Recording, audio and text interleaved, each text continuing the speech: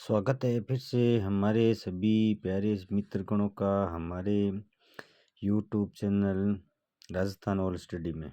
मैंने पहले भी आपको वस्तुनिष्ठ प्रश्नों के महत्वपूर्ण सार के बारे में बताया था कि राजस्थान के टॉपिक वाइज में हम हमारे चैनल में केवल वस्तुनिष्ठ प्रश्नों के बारे में बताया जाएगा आपको। तो आपके लिए ये परीक्षा में पूछे जाने वाले बार बार महत्वपूर्ण प्रश्न हैं। आप इनके बारे में ज़रूर 2-4 बार अध्ययन करें और लाभ उठाएं। तो आज का टॉपिक है राजस्थान की मृदा से संबंधित। राजस्थान में कौन सी मृदा का सर्वाधिक विस्तार है? तो रेतीली, काली, जलोढ़ मृदा या मिश्रित? तो वो मृदा है आपकी रेतीली। सबसे ज़्यादा आपको पता है कि राजस्थान में रेत का विस्तार सबसे ज़्यादा है, तो वो रेतीली मृदा ज़्यादा है। राजस्थान राज्य की सर्वाधिक उपजाऊ मृदा कौन सी है? लाल व पीली मृदा, जलोढ़ मृदा, काली मृदा या रेतीली? रेतीली मृदा का तो सर्वाधिक विस्तार है, लेकिन काली मृदा है वो सबसे ज़्यादा उपजाऊ मानी जाती है। इस प्रकार आपको ध्यान में रखना है। हाड़ौती पठार की मृदा है लाल, जलोढ़, भूरी या मध्यम काली? हाड़ौती के क्षेत्र में काली मिट्टी है वो प्रधान रूप से सबसे ज़्यादा पाई जाती है। क्यों? कि इसलिए वहाँ पर जो मध्यम काली मृदा है वो हाड़ौती के पठार में कोटा, बारां, झालावाड़, यहाँ पर भूरी रेतीली मृदा में किस तत्व की अधिकता? जो भूरी रेतीली मृदा होती है उसमें किस तत्व की अधिकता रहती है? तो आपको ध्यान में नाइट्रोजन, कैल्शियम, अमोनिया, तो इसमें फॉस्फेट है वो उसकी ज़्यादा अधिकता रहती है। राजस्थान राज्य में जलोढ़ कच्छारी मृदा किन जिलों में? जलोढ़ और कच्छारी मृदा है वो किन जिलों में?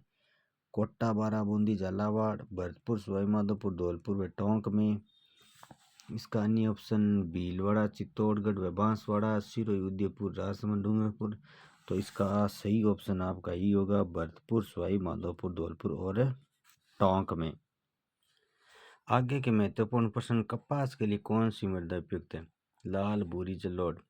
तो वैसे आप सभी को पता है कपास के लिए काली मृदा है वो सर्वाधिक उपयुक्त है।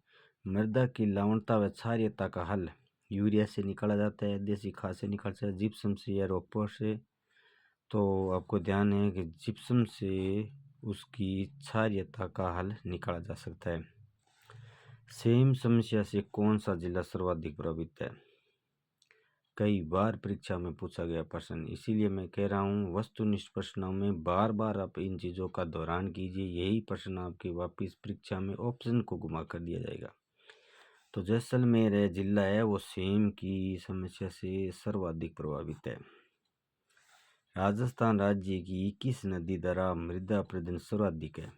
ऐसा भी प्रश्न है कि राजस्थान राज्य में मृदा अपरदन करने वाली सर्वाधिक रूप में वो नदी कौन सी है? क्योंकि लूनी, बाणगंगा, माही, चंबल नदी है वो अपने बहाव के साथ सबसे ज़्यादा मृदा को बहा कर ले जाती है, जिससे मृदा अपरदन है वो चंबल नदी के द्वारा होता है।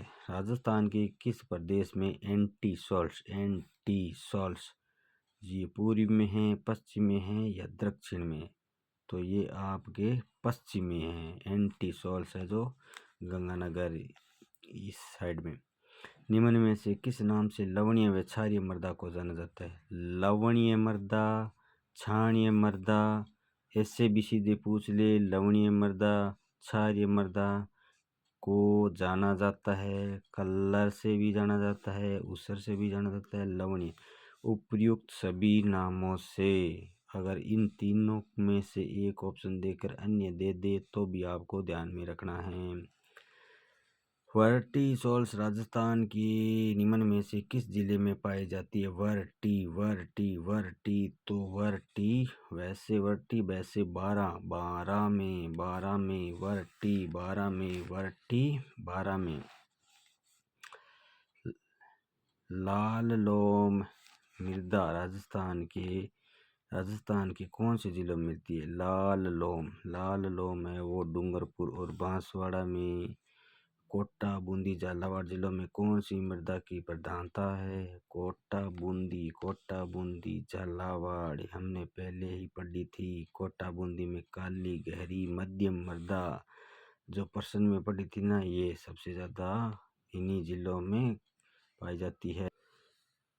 एरिडिसोइस का प्रधान क्षेत्र है पूर्वी राजस्थान, मध्य राजस्थान, दक्षिण पूर्वी राजस्थान या पश्चिमी राजस्थान। तो एरिडिसोइस का प्रधान क्षेत्र है पश्चिमी राजस्थान। पश्चिम राजस्थान। इस प्रकार हमारे द्वारा वस्तुनिष्ठ प्रश्नों का सार आपको कैसा लग रहा है? अगर अच्छा लग रहा है तो हमें इस मंच पर देखने के लिए ज़्यादा से ज़्यादा लाइक और सब्सक्राइब कीजिए। हम फिर से एक नए टॉपिक के साथ हाजिर होंगे। तब तक के लिए आप सभी का बहुत बहुत धन्यवाद, आभार, थैंक यू।